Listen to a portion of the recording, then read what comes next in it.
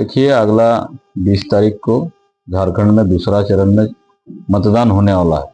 और मैं आज धनबाद लोकसभा के अंदर जो सिंदरी विधानसभा में कई जगह प्रचार में गया। बहुत अच्छा परिस्थिति है यहाँ। तारा देवी के पक्ष में मतदान करने के लिए लोग उत्सुक हैं, बहुत उत्साहित हैं।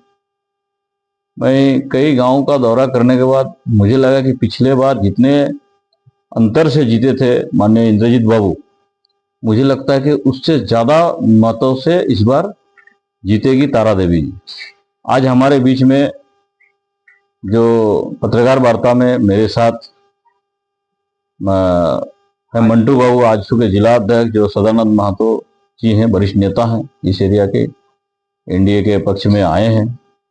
हमारे युवा नेता और विधायक जी के सुपुत्र प्रशांत महतो जी हैं, बाकी वरिष्ठ नेता लोग हैं हमारे साथ। मैं आप लोगों के बीच और आप लोगों के माध्यम से इतना बोलना चाहता हूं कि प्रदेश के मुख्यमंत्री 2 दिन पहले यहां आए थे दौरा करने, और उस टाइम ऐसा अपशब्द बोल के गए हैं कि जिसका निंदा करने का मेरे पास भाषा नहीं है। माननीय विधायक जी अस्वस्थ चल रहे हैं, बीमार हैं, उनका इलाज चल रहा है। ये स्वाभाविक रूप से कोई भी व्यक्ति का इलाज गवर्नमेंट के तरफ से या तो प्राइवेट के तरफ से, व्यक्ति तरफ से होता है, लेकिन कोई मरीज के ऊपर ऐसा बोलना कि आधा जिंदगी भी तो हमने दे के रखा है, तो प्रदेश भर में जितने हॉस्पिटल में जो ट्रीटमेंट हो रहा है, और ये ट्रीटमेंट जो होता है वो हम ही लोग का जो टैक्स जाता है उसी के माध्यम से ट्रीटमेंट होता है, तो सारे लोगों का जिंदगी हम ही दिए, ऐसा बोलेंगे क्या? ये घोर निंदनीय और आपत्तिजनक भाषा है।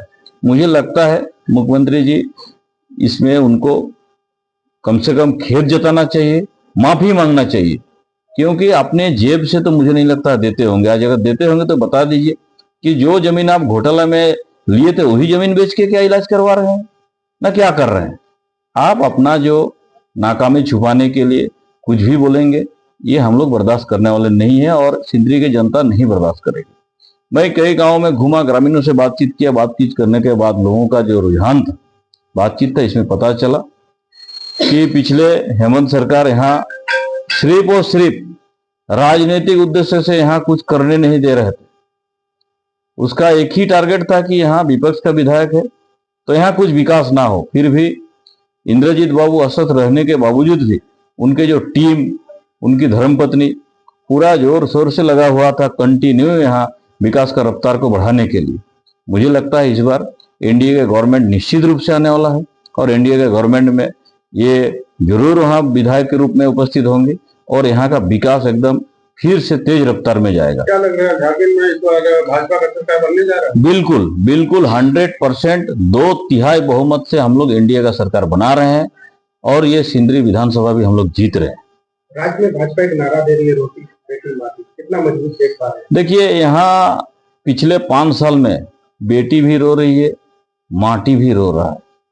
ऐसा परिस्थिति बना के रखा था हेमंत बाबू कि अभी बोलने जाएंगे तो घंटा समय लग जाएगा। यहाँ बलात्कारियों को खुला छूट दिया जाता है, भ्रष्टाचारियों को खुला छूट दिया जाता है, मर्डरर को पूरा छूट दिया जाता है।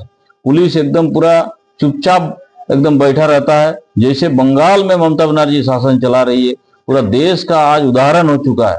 ऐसे ही उसी के नक्शे कदम पे हेमंत बाबू यहाँ सरकार पिछले 5 साल में चलाएं, लेकिन इस बार उनको विपक्ष में ही बैठ के संतुष्ट रहना पड़ेगा और निश्चित रूप से वो ओपोजिशन लीडर होंगे। ये मेरा शुभकामना भी है उनको। मुख्यमंत्री जी कहते हैं कि हमने जो है राज्य के महिलाओं को सम्मान दिया और जिस दिन उनका कार्यक्रम था उस दिन भी जो है कितना असर देख रहे हैं? बिल्कुल, उनका तो सम्मान मैं जान रहा हूँ।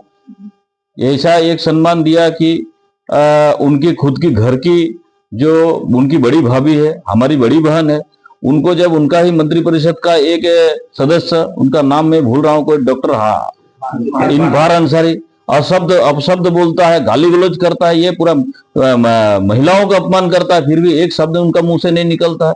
तो ऐसे व्यक्ति क्या सम्मान देगा महिलाओं को? इनका मुंह में शोभा नहीं देता है।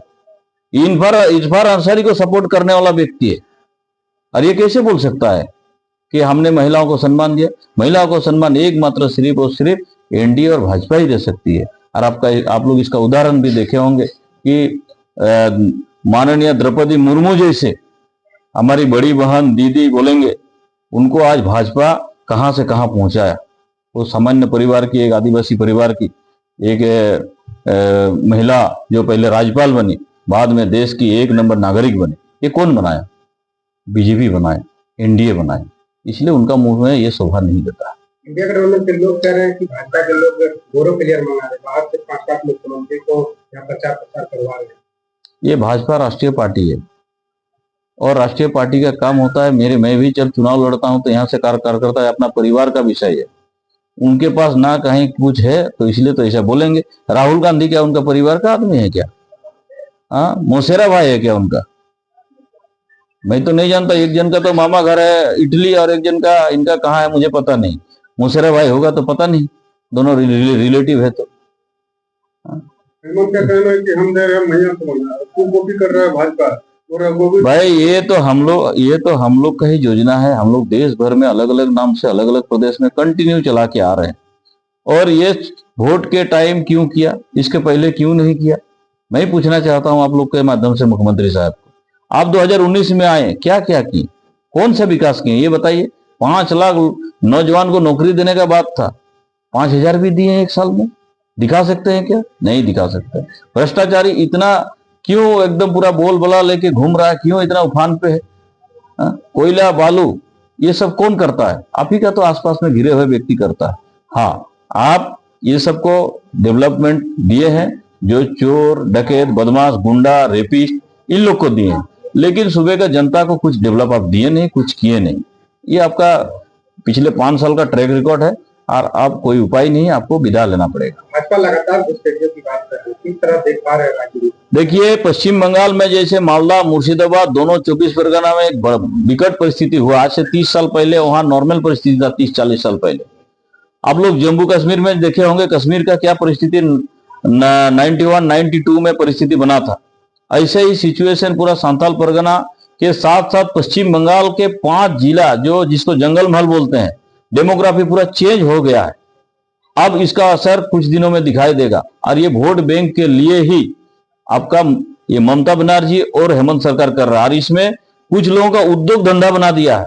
बिजनेस के तौर पे देखा जाता है कि रेशन कार्ड बना दो, उसको वोटर कार्ड बना दो, उसका आपका आधार कार्ड बना दो और इसका पैसा लो। इस हिसाब से इन लोग का केडर लगा हुआ है बिजनेस के तौर पे। और ये देश का खतरा के लिए बहुत बड़ा चैलेंज बन के आया है सामने। सदन में आवाज उठाएंगे? बिल्कुल, आवाज तो उठाते रहते हैं। मैं ही गृह मंत्री जी को 2-2 पत्रक लिखा हूं।